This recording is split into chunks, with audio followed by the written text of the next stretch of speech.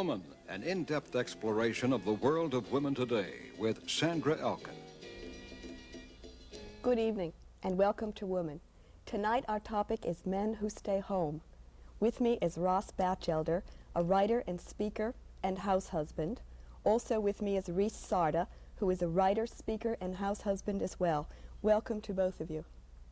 I guess the thing that I want to know right away is why? Why did you both choose to stay home and do essentially what women have always done? Well, I didn't think of it as doing what women do at the time. It was just something that worked out for my wife and myself. My wife's name is Lynn, and it was 1963. People weren't talking about role reversal or anything like that, and we just found it worked better for our family. I'd been out working for about 10 years, and she had just gotten out of college and wanted to go to work. She became pregnant, and I didn't want to stay out there any longer. I wanted to stay home and try to write and raise children. What were you doing at the time? What was your job? Right at the time that she became pregnant, I was painting houses, but I had just stopped working at Bard College, where I was teaching theater. And I didn't want to stay in the theater any longer. I'd been there for a long time and didn't like it. Ross, what was your situation? Well, I suspect there were two good reasons why I got interested in role sharing and role reversal. First, I've not always felt comfortable in the traditional male-dominated work field. I discovered I had a lot of interest outside of my occupation, and then when I discovered in 1967 that my wife was pregnant, I found out that I had a really strong interest in impending fatherhood, and from then on one thing led to another, and I found the home a great place for me to change my attitudes and get involved with child rearing. Were you involved in, either of you involved in the birth of your children? I mean, were you in the delivery room or did you go through that? No. I didn't partake of the actual childbirth, but I was in the labor room and found that extremely interesting. And I suspect that that again is a kind of important time in my life because I felt extremely strong to Marilyn and to my daughter at that time because of that sort of involvement. And it immediately led me to the desire to stay home and get involved with the actual rearing of my infant daughter. Well, in 1963, it wasn't really proper to go into the delivery room yet. And it wasn't even proper to go into the hospital almost for a husband. Our daughter was about a month premature. We hadn't bought all the things. And I even had a difficult time going out and buying all the necessities without help. When I went to the hospital and women found out that I was the one who had to do the buying, they insisted on coming along. I was given no choice in the maternity stores at all. You know. I would say, Lynn doesn't like pink. It doesn't matter that we have a daughter. You know, just get blue. And they'd say, no, no, you can't do that.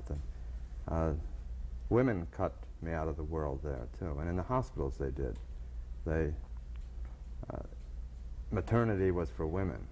And even when we came home, the feeling that the man shouldn't even pick up the baby because he's going to break the baby was very prevalent in those days. And, weren't you scared of the baby, though? Sure.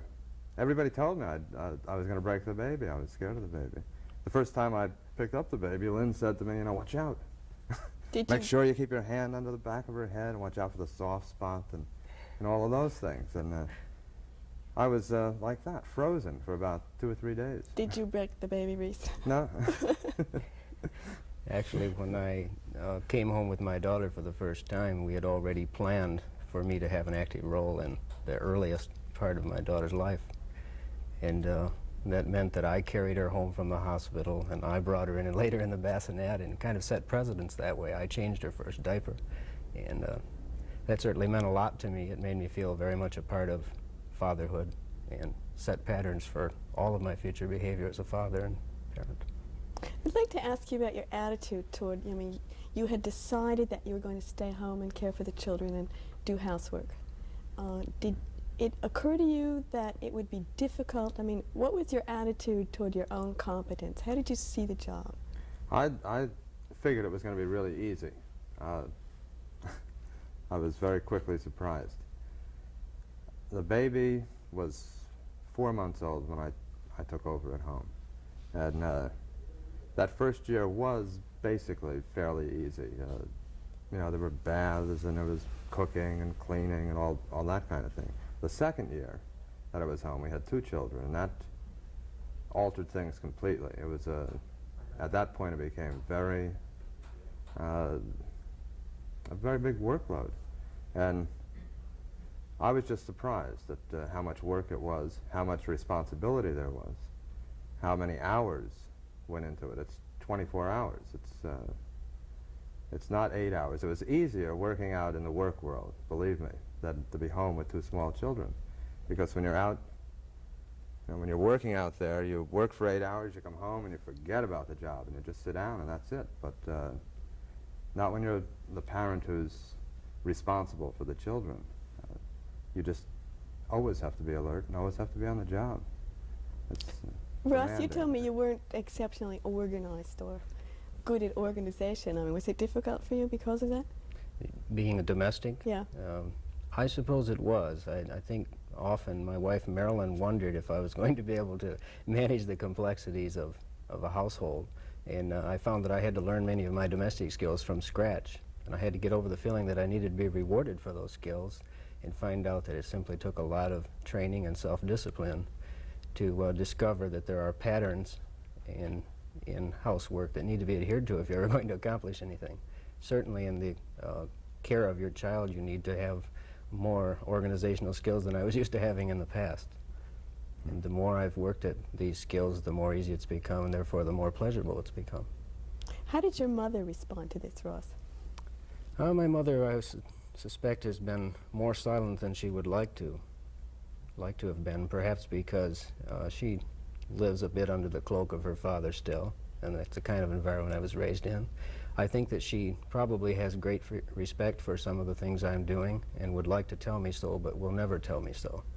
And the kinds of behaviors I've engaged in since the birth of my daughter have caused a certain amount of discomfort in all my relationships with her and other relatives. I think the women in my life, and particularly in my family, are very sympathetic, but the men cause the women to hide their interest in what I'm doing.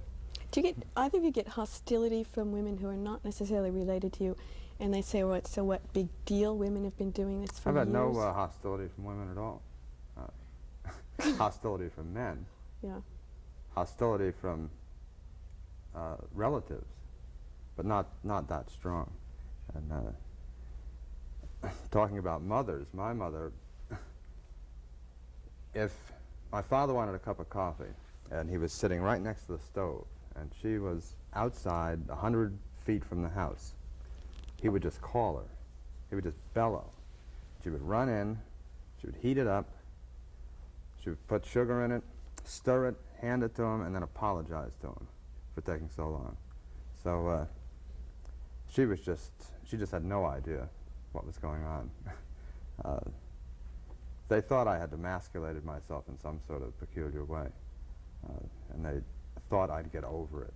My father thought he was very into the whole Freudian thing of the 1950s, and he felt that I would have a physiological sex change would occur. Have you been doing this for 12 years now? Yeah. And you haven't gotten over it yet. Ross, what do you talk to your men friends about now? I mean, if you're home all day. Ever since I got interested in the women's movement and found out that I had a great personal stake in it as a human being, it's frankly become increasingly difficult for me to relate to many of my men friends. Many of my closest friendships have slowly dissolved or altered, really, in ways that can't be recognizable. And I've found that whenever I'm in a social circumstance, whether it be with friends or relatives, I immediately have to explain my circumstances, and I often find myself wanting to evaluate or understand the actual circumstances of my men friends. The first question that's always in my mind is this man that I've known for years or am about to know as interested as I am in equal rights and changing sex roles? In short, is he a chauvinist? And once I find that out, it becomes even more difficult to know what to do next in the relationship.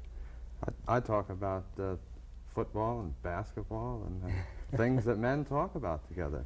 There's really no difference. I don't have a lot of the same men friends that I had Why when is I that? began that. Well, they expected much better things of me, or much friendlier things of me than to yell at them for leaving their razor out on the sink when the baby was crawling around, and it just changed the earlier relationship that we had had. You hear that thing about wedding bells of breaking up the old gang. Well, this was taking that Motherhood. like, yeah, 100-fold. And they had a hard time relating to me, and I had a hard time relating to them when they came to the house in the morning and said, you know, let's go out. And I said, no, I've got a baby here. And they did not understand the responsibility. And they also didn't think highly of Lynn because of it either. They kind of thought I was tricking her in some way, that I was getting away with something and being supported by a woman and doing nothing. And she felt that. And my circle of friends just changed during that period. Took a couple of years, but it changed. But now we just talk about things that men talk about and women talk about. And, Lynn is a great basketball fan. We have great basketball conversations. So in other words, it didn't really put terrible strains on your marriage, but it did put strains on some of your friendships. Yeah. Do you think you have a better marriage because of it? Oh, sure. I think the marriage would have survived and our family would have been happy. But I also feel that we would have had a lot more problems because Lynn just doesn't have the same temperament for dealing with small children as I do.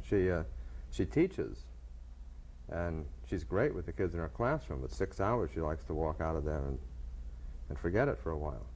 And I just love playing with the kids and rolling around on the floor with them, and my patience go a long way before I blow my lid, and 2 or 3 days it'll stretch out. And her patience span is much shorter, so it really helped our marriage.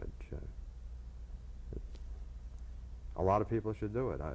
Usually, maybe in a family there'll be no one who's really competent or should be staying home with children. Maybe there's 2 people who should. But in a lot of families there'll be one person who's got the temperament for it, and it shouldn't make any difference if they're a male or a female. They should just stay home and do it. There are people who say that it really shouldn't be role reversal, which is essentially what you've done, but it should be role sharing, and children should go to a daycare center or something, and then no one really has the total responsibility of what can sometimes be an oppressive job.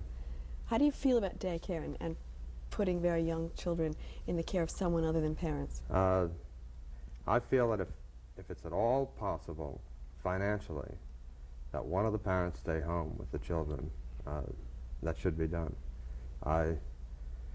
If you really don't want a family, then I don't think you should have a family. If you just want to have children, put them somewhere and then go about your own life and your own lifestyle,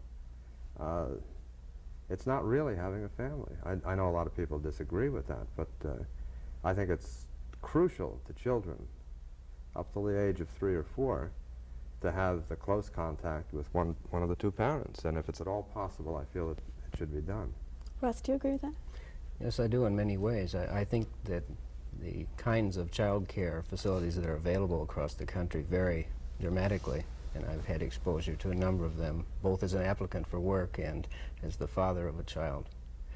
And I've found that some of them I would never wish to send a child of mine to, or anyone else's child.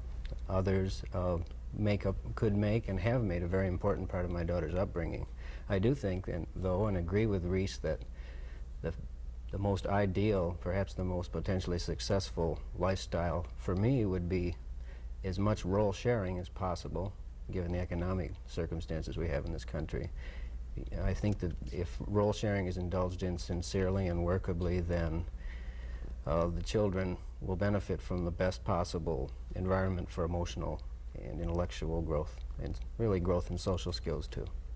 What do kids say to you I mean, you're really weird. I mean, you look very strange to little kids.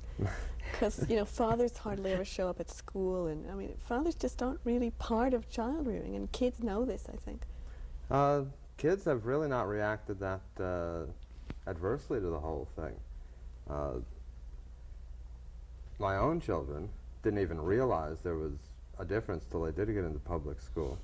And then it was just on kind of humorous things. But my older daughter, Sigrid, wanted to know why I always drove her to nursery, and all the other kids were driven in by their mothers, and she felt kind of left out. But Tell this story about the first day you took her to nursery school.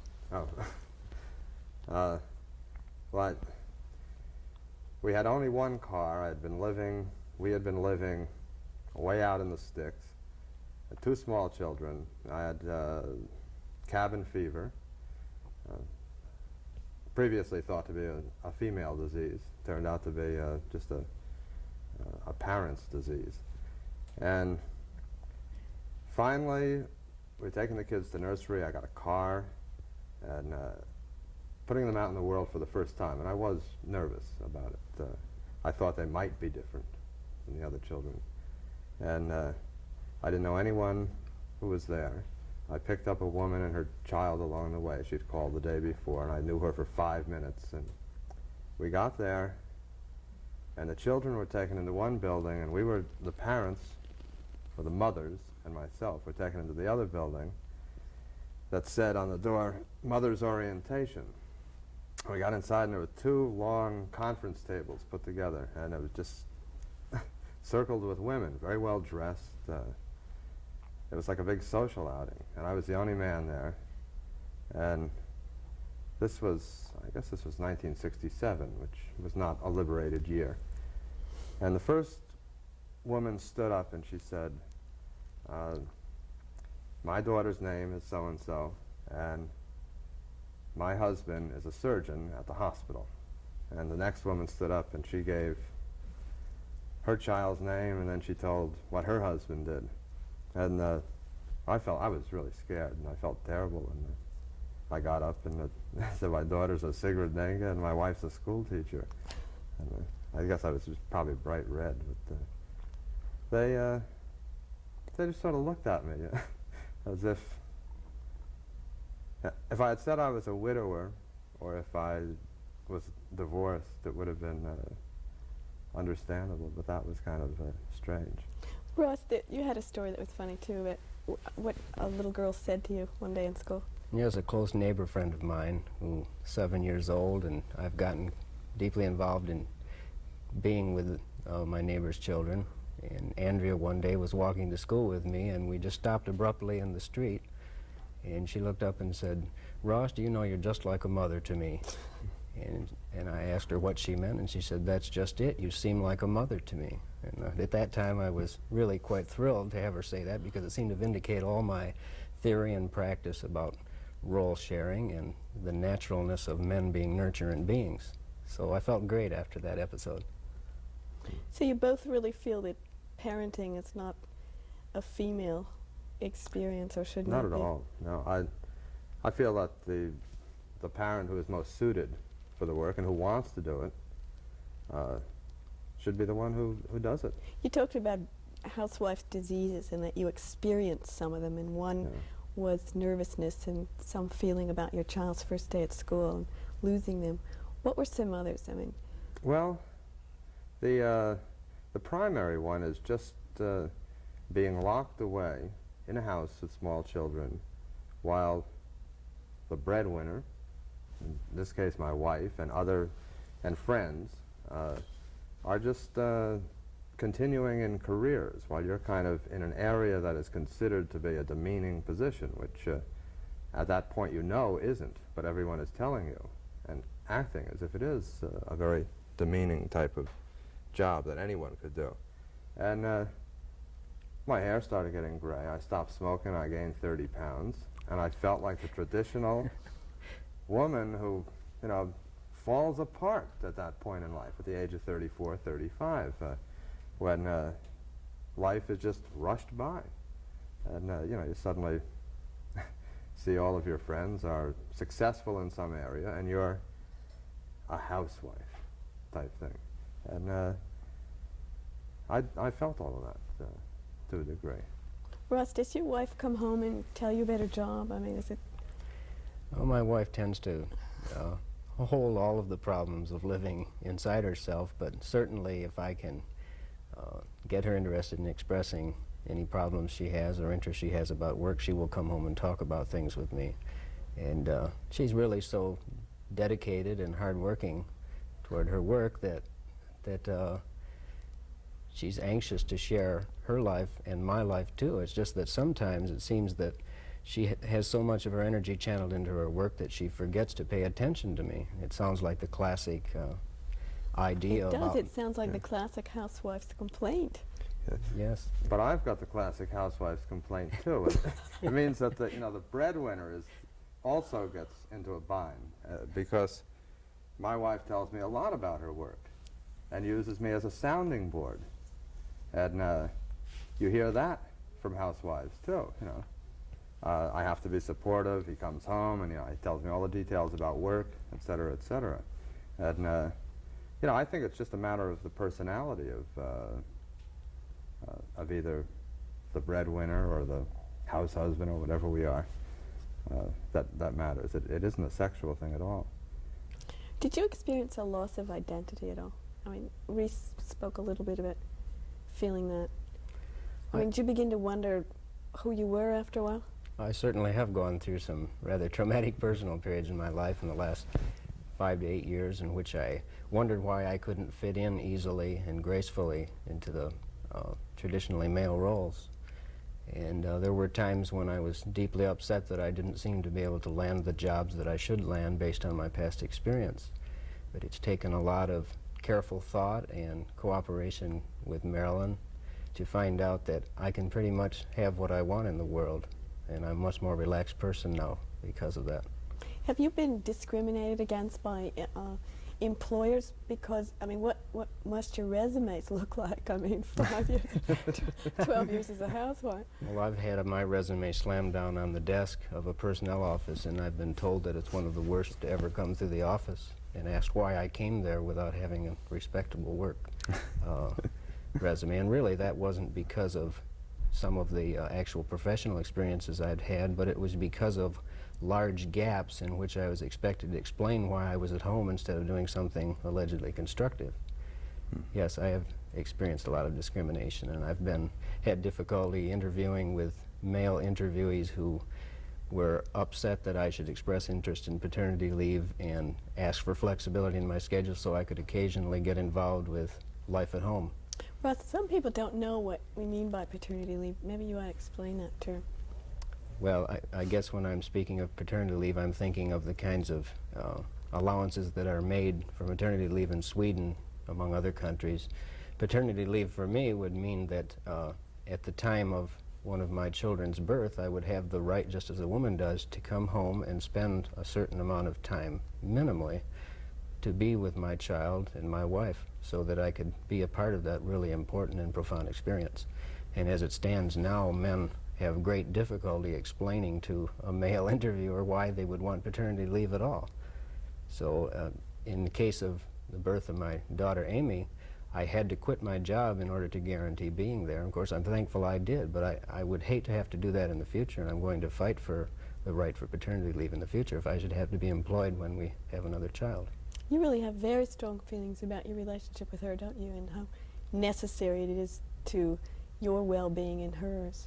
Yes, I feel about children that they're companions with all of us here on earth, and that we can learn to depend on children as in their own way, intellectual equals, people with a different time perspective than ours. And I suspect, like Bertrand Russell said way back in 1929 in his book Marriage and Morals, whoever's nearest a child during the child-rearing years will pretty much find that he's interested and emotionally involved with him. And certainly that's happened to me because of my commitment to Amy and fatherhood in general. I've gotten very close with her, and we have some very exciting and satisfying conversations. And certainly I've extended my interest in my daughter to many other children over the years. Are you guys offended by housewife jokes? No, not at all. Well, there's a I certain even tell amount some of them. Oh, no. There's a certain amount of sexism in our language. Yeah. I mean, and a lot of people are concerned about it. And I would imagine that you would experience it in a way that, you know, Yeah, well, I if I wouldn't, tell the for joke first to some of my friends, then they'll leave me alone. instance. Okay. They'll know it won't get to me. Ross, you're concerned about the media and the sort of image of women on the media and the language that's used and that kind of thing, aren't you? Yes, I would like very much to see all of the major and minor media do something about their lack of recognition that men are as interested in the welfare and intellectual and spiritual and emotional development of women as they are in their bodies, and that men have a natural inclination to be interested in children if it weren't thwarted because of the kind of experiences we undergo in this country. Do you think most men want to do what you're doing? I think there's a larger percentage than one might imagine. I would say at least 20% would like to do it. How do you see what's going to happen next? I mean, do you think this kind of marital arrangement is going to continue and expand? I think it'll continue if it isn't sort of mapped out by sociologists and psychologists that everything's cut up. But if it just becomes socially acceptable in neighborhoods for a man to be at home, especially with the unemployment in many areas now, a lot of men are experiencing having to stay home and finding out that it's not bad, and they're forced there. Now their children are going to see that, and I think it's going to change. I think eventually a larger percentage of people who want to be at home will stay home. Would you agree, Ross? Yes, I suspect that men need to do a lot of evangelizing. Men who've discovered the beauty and satisfaction of sharing in domestic work and child rearing ought to stand up to the men in their life who continue to be blatantly I disagree with chauvinistic. that. Oh, unfortunately, we don't have time, Reese, to let you answer that. I thank you Okay. both for being here. Thank you. Thank you for watching, and good night.